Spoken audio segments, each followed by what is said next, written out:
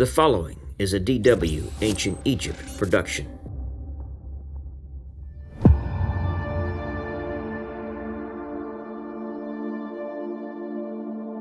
The last of the great pharaohs of Egypt, Ramesses III consolidated his position and continued his father's efforts to stabilize the country.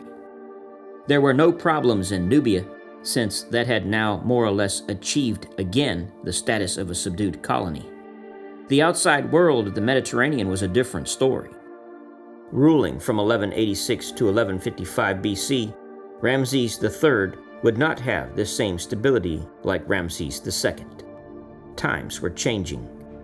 This was now the Greek Dark Ages, which were experiencing the Trojan War, the Fall of Mycenae, and a great surge of displaced people seeking new lands.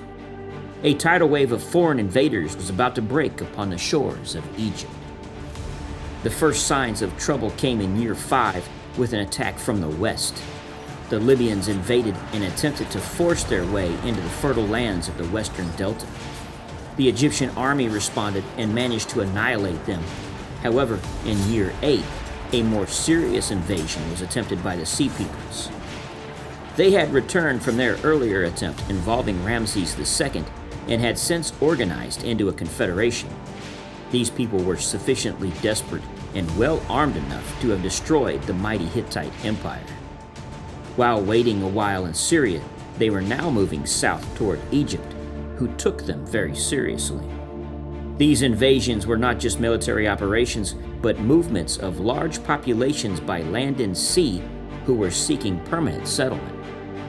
Ramesses III didn't hesitate and assembled a vast army to meet them on the eastern frontier.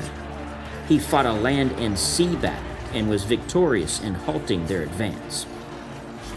The details of these battles are unfortunately unknown. Keep in mind the Egyptians were terrible sailors and avoided the open sea at all costs.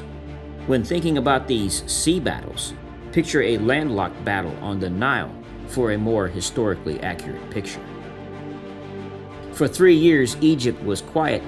Then came trouble on the western border again, involving the Libyans and Sea Peoples.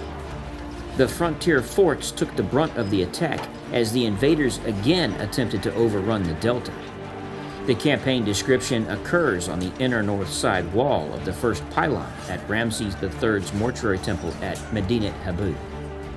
The heavy cost of these battles slowly exhausted Egypt's treasury and contributed to the gradual decline of the Egyptian empire in Asia. Every battle won was attributed to the god Amun, and the spoils of war were building up the wealth of the Amun priesthood. This was going to have disastrous consequences in the following dynasty. Ramesses III and Ramesses II were not related. The third is from the 20th dynasty, and the second is from the 19th, but Ramesses III wanted to be like him. He even named his sons after the great, using names like Amun-Herkhotep and Kayam-Wasid. Like Ramesses II, the third would outlive these sons, who would be buried in the Valley of the Queens. The last 20 years of his reign are not documented, a kind of mystery, one that points to a period of decline.